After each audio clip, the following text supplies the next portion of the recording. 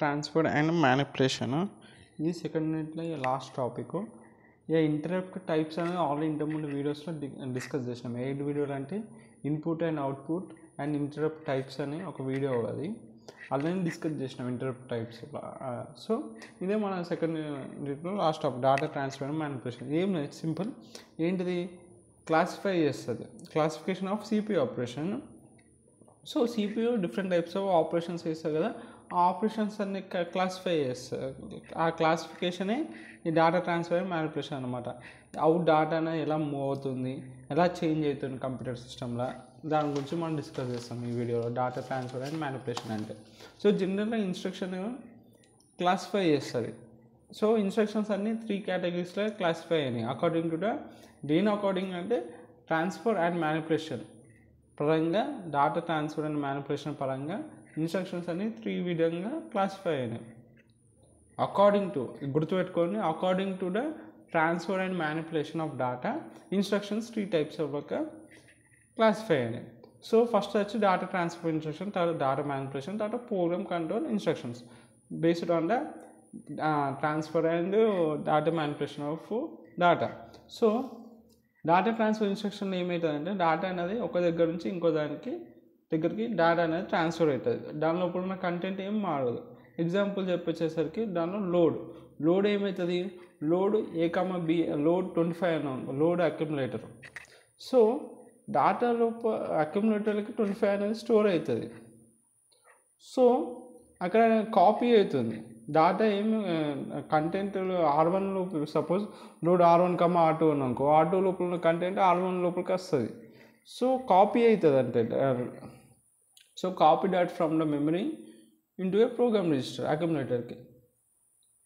Load అర్థం. Load అంటే అక్యుములేటర్కి మెమరీ నుంచి డేటా అనేది లోడ్ అవుతుంది. ఇక స్టోర్ అనేది డేటా అనేది ఇప్పుడు R1, R2 అంటే R2 అనే లోపల ఉన్న కంటెంట్స్ అంటే ఇక్కడ మూవ్ అవుతాయి, R1లకు మూవ్ అవుతాయి.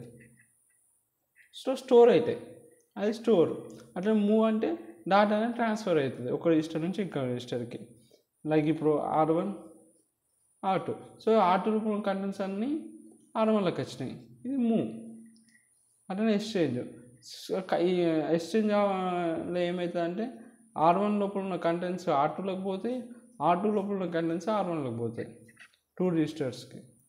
సో లేకపోతే రిజిస్టర్ నుంచి మెమరీకి కంటెంట్ మారుతుంది, కంటెంట్ నుంచి మెమరీ నుంచి రిజిస్టర్కి స్వాప్ అవుతుంది, అది ఎక్స్చేంజ్. ఇంకోటి ఇన్పుట్ అవుట్పుట్. ఇది డేటా అనేది ట్రాన్స్ఫర్ అవుతుంది ప్రాసెసర్ నుంచి ఇన్పుట్ అవుట్పుట్ డివైజెస్కి. ఇక పుష్ అండ్ పాప్ అనేది transfer between the process register and memory stock. So ఇవన్నీ డేటా ట్రాన్స్ఫర్ ఇన్స్ట్రక్షన్స్ అనమాట. డేటా అనేది ట్రాన్స్ఫర్ అవుతుంది ఒక దగ్గర నుంచి ఇంకో దగ్గరికి, సింపుల్గా చెప్పాలంటే. ఇక డేటా మ్యానిపులేషన్ ఇన్స్ట్రక్షన్ అంటే ఇలా 3 సబ్ క్లాసెస్ ఉంటాయి.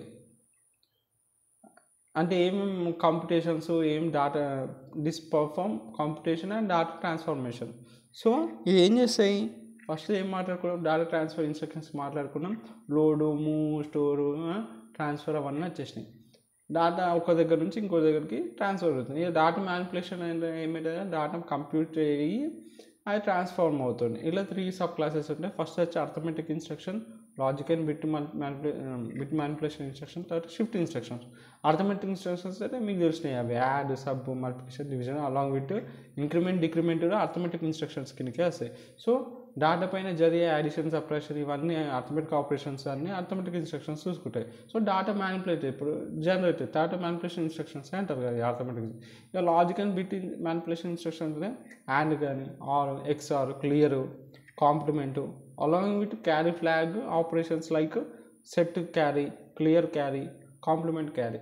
సో ఇవన్నీ logical and bit manipulation instructions కూడా డేటా మ్యానిపులేషన్ ఇన్స్ట్రక్షన్స్ కిందలో ఒక class.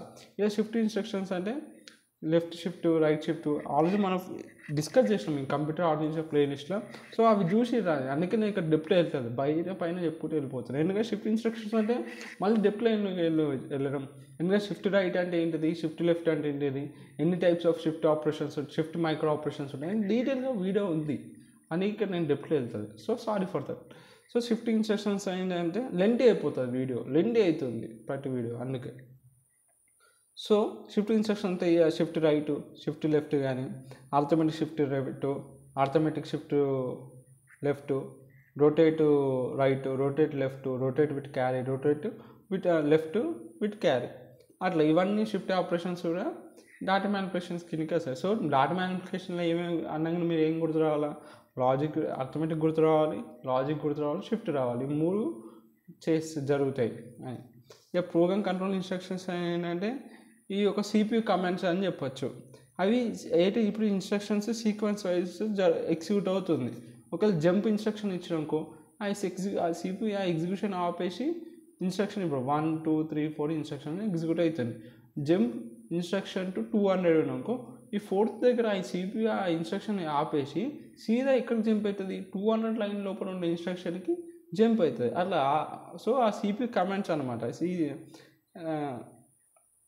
So rather than directly transferring or manipulating data, ఇట్లా జంప్ ఇన్స్ట్రక్షన్స్ అలాంటి ఇన్స్ట్రక్షన్స్ అన్ని ప్రోగ్రామ్ కౌంటర్, లైక్ బ్రాంచ్ కానీ, జంప్ కానీ, call, return, compare, test, etcetera అన్నీ program control rather than processing data. So program control అని చెప్పొచ్చు, డాటాని processing చేయకుండా ప్రోగ్రామ్ కంట్రోల్.